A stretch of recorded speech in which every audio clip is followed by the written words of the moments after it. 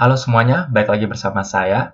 Jadi untuk hari weekend ini, saya akan update beberapa harga komoditas ya. Soalnya setelah saya amati beberapa harga komoditas ini cukup menarik. Jadi saya ingin bahas aja sebelum perdagangan saham dibuka besok ya. Dan untuk video ini, kali ini saya juga ingin mengupdate untuk cryptocurrency ya. Soalnya udah beberapa minggu dan juga beberapa hari ini saya nggak sempat update lagi ya untuk bagian kripto yang dimana dunia kripto ini mengalami koreksi yang cukup besar ya. Kita lihat semua hampir semua koin di cryptocurrency mengalami koreksi yang dalam hingga 50 sampai berapa puluhan persen lebih ya. Jadi untuk pertama kita langsung update aja untuk pergerakan komoditas ya. Nah, jadi yang pertama nih saya ingin bahas emas ya. Jadi emas ini cukup menarik untuk secara pergerakan harganya. Soalnya mungkin kalian juga mungkin nyadar ya bahwa pergerakan emas belakangan ini mengalami kenaikan yang lumayan ya. Dan kalau kita lihat secara pergerakan harganya pun ini emas kita lihat ya sudah rally ya semenjak tanggal April. Di awal April sebenarnya emas ini sudah mulai rally. Kita lihat harganya terus tertahan di EMA 20 nih, pas dia sempat turun di sini, akhirnya pas dia mantul lagi di EMA 20-nya, dia terus mengalami kenaikan, dan saat ini pun pergerakan harganya masih di atas EMA 5 ya, jadi overall sangat strong uptrend dari pergerakan emas ya, yang awalnya dia sempat sudah dead cross di garis hijau dan juga EMA 200-nya, dan akhirnya dia memang terjun lebih dalam. Nah, tetapi pada momen yang di sini nih yang cukup menarik, di mana saat dia membentuk double bottom ya ini ya, dia menyentuh sini ke sini. Ini kita lihat sendiri secara MACD-nya dia justru naik ya. Jadi menyentuh level harga yang sama, tetapi MACD-nya justru naik ya. Jadi ada bullish divergence dari pergerakan MACD. Terus ini double bottom dan pas di sini terkonfirmasi dengan pergerakan harga yang breakout, dia nge-breakout, retrace ke balik ke EMA 20 dan akhirnya pas di sini dia mantul mengkonfirmasi pergerakan uptrend-nya. Dan saat ini harganya terus tertahan di atas EMA 5, overall sangat baik untuk pergerakan harga emas ya. Nah, jadi implikasinya apa? Kemungkinan besar saham-saham yang berbasis emas yang paling umumnya itu Antam ya, itu kemungkinan besar akan mengalami kenaikan walaupun sebenarnya Antam sendiri sebenarnya lebih terpengaruhi oleh pergerakan harga nikel ya. Jadi mungkin walaupun kita lihat bahwa emas ini udah beberapa hari yang lalu sejak April ya sudah mengalami uptrend, tetapi harga Antam ini justru dipengaruhi oleh pergerakan harga nikel ya. Jadi itu sekedar update aja. Jadi mungkin untuk saham-saham berbasis emas lainnya mungkin akan mengalami kenaikan dan overall pergerakan harga emas itu masih uptrend ya. Jadi good prospect untuk jangka ini time frame jadi jangka menengahnya cukup baik untuk disimpan dan juga untuk diantisipasi ya. Nah, selain untuk emas, ini yang menurut saya ada highlight untuk pergerakan komoditas ya, yaitu Newcastle Coal untuk batu bara ya. Jadi untuk batu bara ini, saya nggak tahu ya kalau di TradingView ini kenapa dia naiknya 12%, tapi kalau saya lihat di website Newcastle Coal ini sebenarnya naiknya berapa persen doang, tetapi emang betul harga Newcastle Coal hari ini menyentuh sampai 118 ya. Jadi ini kita lihat sendiri kalau dengan TradingView ini sebenarnya dia naik sangat tinggi ya sebelum dari perdagangan sebelumnya. Jadi kalau di sini tercatat kenaikan 12,7%. Jadi kita bisa antisipasi sekali bahwa untuk saham-saham batu bara ini akan ngeroket ya, kemungkinan besar minggu depannya akan manggung.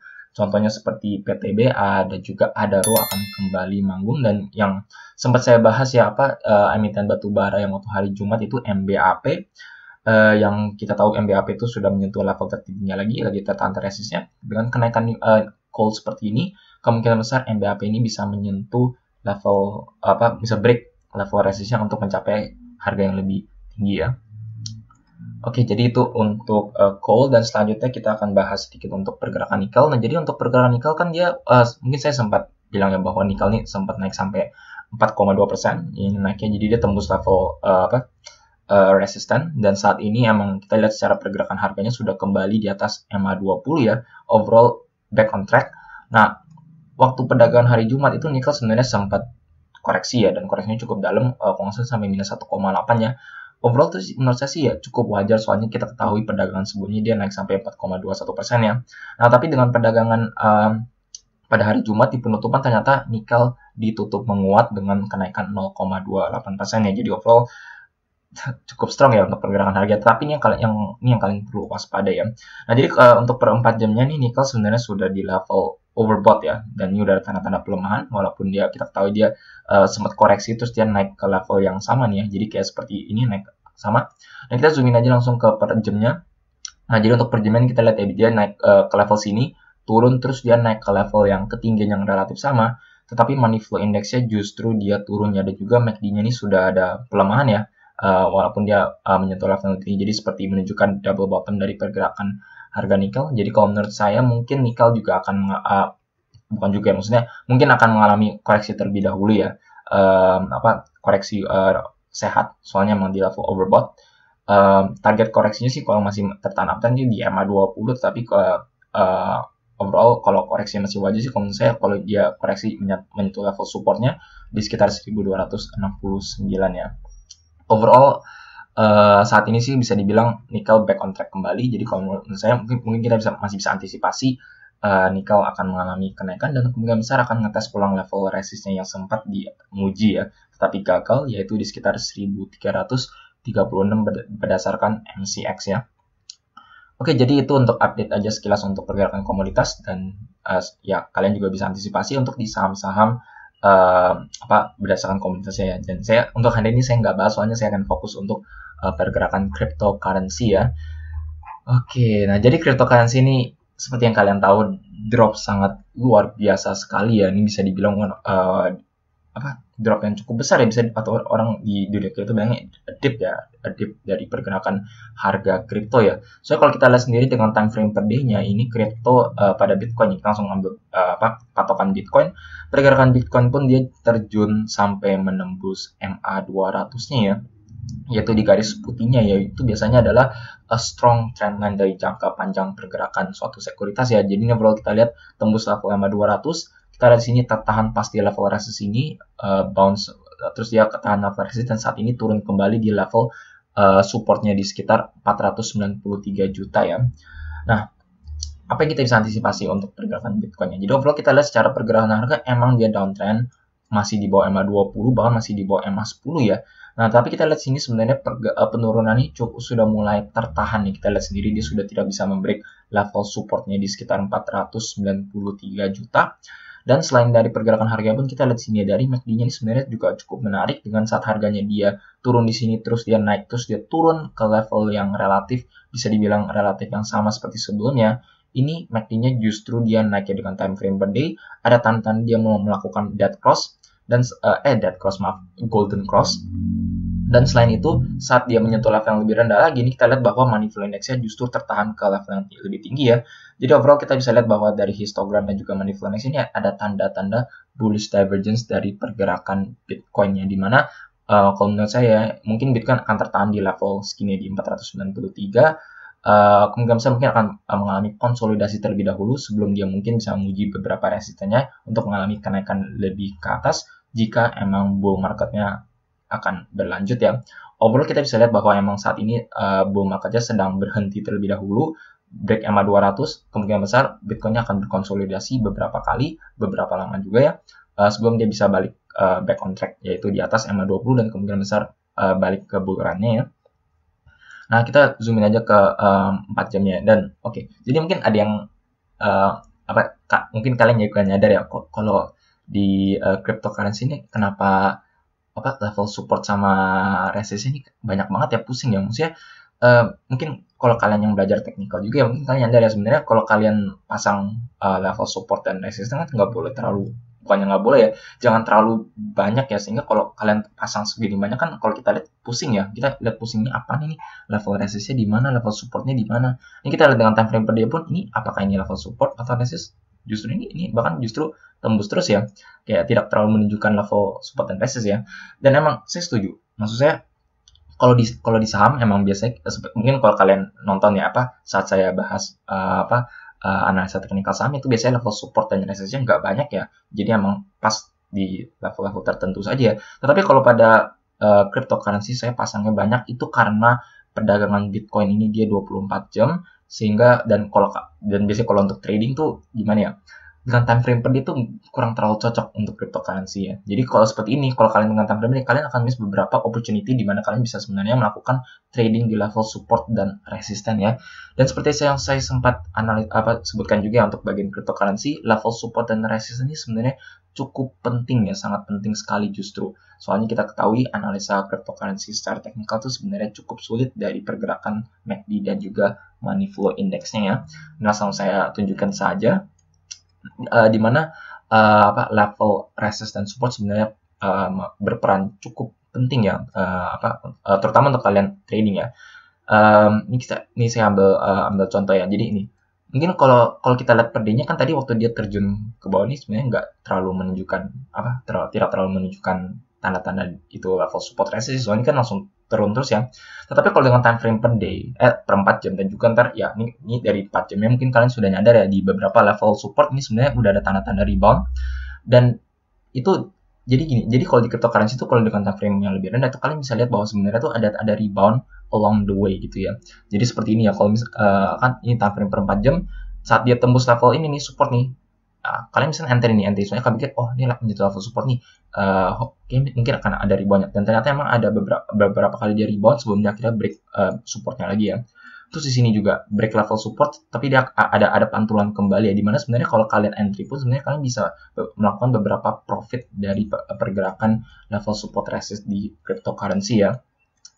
Nah jadi itu, dan mungkin terus saya akan nah ini seperti contoh ini ya, ini kita lihat sini level supportnya di sini dia pantul, terus level resist dia turun, nah kan di sini level resistnya dan dia turun di sini level support. Jadi gitu, maksud saya cryptocurrency itu level support dan resistnya sebenarnya bisa cukup banyak ya, dan juga cukup pusing. Tetapi ini untuk trading ya. Jadi kalau kalian investor ya sebenarnya kalian nggak terlalu pusingkan yang untuk level support dan resistennya. Oke, langsung saya balik lagi aja untuk pergerakan Bitcoin ya. Nah, jadi yang tadi kan time frame per day-nya kita lihat ada tanda-tanda bullish divergence dari MACD dan juga money flow index-nya, dan juga dari money flow 4 jamnya ini kita lihat ya, saat dia turun di sini terus dia turun lebih dalam, ini juga sebenarnya sudah menunjukkan tanda-tanda bullish divergence dari MACD, sehingga pas dan maksud saya ada tanda-tanda bullish divergence terus dia menyentuh level support dan akhirnya dia pantul dari level supportnya untuk mengalami kenaikan hingga ke level resistnya ya. Dan saat ini sebenarnya masih tertahan di level resist, triple top dari level resist, dan akhirnya dia turun kembali ke level support dan pantul lagi di level support ini ya. Kita overall bisa lihat bahwa saat penurunan di sini dan di sini kita lihat bahwa MACD-nya terus mengalami kenaikan, overall masih menunjukkan tanda-tanda kenaikan dari pergerakan MACD-nya ya. Jadi ada tanda-tanda bullish divergence dari pergerakan Bitcoin ya. Nah, tetapi untuk money flow index kita lihat bahwa saat dia turun di sini ya, kita lihat overall masih mengalami penurunan, masih trennya masih turun, dan saat ini sih emang dia di level bisa dibilang level oversold ya, dan saat ini kenaikannya pun masih relatif di bawah daripada sebelumnya. Jadi bisa dibilang belum terlalu mengkonfirmasi bahwa dia akan naik ya. Kalau misalnya mungkin kita perlu wait beberapa jam ke depan, kita lihat apakah money flow index-nya dia bisa naik terus dia turun, apakah turunnya dia bisa lebih tinggi dari sebelumnya, untuk menunjukkan bahwa ternyata Bitcoin ini bisa mantul dari level supportnya untuk mengalami kenaikan hingga ke level resistance selanjutnya ya. Nah jadi kalau untuk kalian, dan ini tambahnya untuk 1 jamnya, nah ini 1 jamnya pun juga kalian bisa lihat ya bahwa Bitcoin saat ini sudah di level yang relatif tinggi ya, money flow index-nya di sekitar 74, jadi emang cukup tinggi. Jadi kalau menurut saya ini saran saya maksudnya, dan nggak harus diikutin, dan mungkin bisa ditambahkan dengan analisa kalian.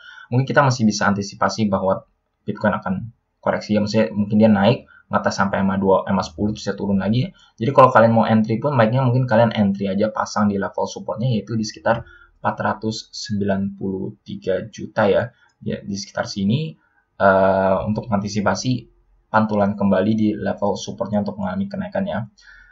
Gitu. Itu untuk bagian tradingnya. Tapi kalau untuk jangka panjangnya nih ya, maksudnya apakah kan hancur ya, maksudnya saya banyak yang bilang ya, aduh nih Bitcoin nih hancur banget ya, turun sangat dalam nih. Apakah masih ada harapan ya untuk Bitcoin? Apakah dia masih bisa naik atau enggak? Kalau menurut saya sih masih bisa naik ya. Soalnya kenapa? Maksud saya ini saya ambil history-nya aja, maksud saya maksud saya ini buat dia naiknya ya, dan ya saya nggak tahu sih maksudnya apakah dia bisa naik ke all time high-nya lagi, tetapi menurut saya kalau untuk pergerakan kali ini kalian sebenarnya masih bisa profit ya, dan bisa dibilang ini sebagai buying opportunity dari pergerakan Bitcoin ya. Kenapa nih? Soalnya kita lihat bahwa di perdagangan dia sebelumnya ini saya lihat saat Bitcoin menyentuh level yang sangat rendah ya, osilatornya di sekitar 20-an, itu dia cenderung mantul ya dari sini ya, nyentuh di sini terus dia pantul sangat tinggi ya, nyentuh di sini dia pantul sangat tinggi ya. Dan saat ini kita lihat bahwa money flow index Bitcoin ini menyentuh level yang sangat oversold sekali di sekitar sini ya. Jadi overall kalau menurut saya ya, dengan pola yang bisa dilihat sebelumnya, mungkin kita bisa antisipasi bahwa Bitcoin ini akan mengalami pantulan ya, dan pantulannya apakah dia bisa balik ke uptrend ya, itu nggak tahu, soalnya kita perlu konfirmasi dengan price actionnya di mana dia kembali di atas EMA 20 ya. Tetapi maksud saya di bear market seperti ini sebenarnya kalian masih bisa profit gitu, kalian masih bisa profit saat dia turun dalam, di mana kita bisa antisipasi pantulan dari pergerakan suatu sekuritas ini ya. Dan kita ketahui bahwa Bitcoin ini kan bisa dibilang blue chipnya cryptocurrency, sehingga kalau menurut saya Bitcoin ini masih ada kita masih bisa harapkan bahwa Bitcoin ini akan pantul ya. Kita lihat sendiri harganya saat di sini, sekarang lagi di sini. Menurut saya target awalnya itu adalah untuk Bitcoin menyentuh sampai level resist selanjutnya, dan ini pun kalian bisa lihat udah untung sampai 11% ya, di sini sudah 11% ya. Jadi kalau menurut saya itu kita lihat sendiri sini ada tanda-tanda bullish divergence dari pergerakannya. Jadi kalau kalian mau entry ya, mungkin kalian bisa entry di level support ini, terus antisipasi kalau dia bisa mantul sampai ke level resist selanjutnya, yaitu di sekitar 582 juta ya. Gitu. Oke, jadi untuk update cryptocurrency itu aja. Maksud saya nggak bahas yang lainnya, soalnya kalau koin-koin lain saya nggak terlalu sarankan, soalnya di kondisi seperti ini nggak terlalu disarankan ya untuk kalian beli koin-koin lain. Baiknya kalian beli koin yang bermarket cap besar, yaitu yang paling besar sih saat ini Bitcoin, sehingga menurut saya yang paling aman untuk kalian trading tuh Bitcoin. Yang kedua itu Ethereum dan juga BNB. Kedua emiten sebenarnya memberikan pola yang mirip ya, seperti Bitcoin ya. Jadi kalau menurut saya kalian boleh beli dan jual di level support dan juga level resistennya. Oke, jadi untuk video kali ini sekian saja. Jika kalian merasa video seperti ini bermanfaat untuk kalian, jangan lupa untuk subscribe dan juga pencet tombol bell di sebelahnya, supaya kalian selalu terupdate dan ternotifikasi dengan video-video yang saya akan upload setiap harinya. Sekian dari saya, terima kasih.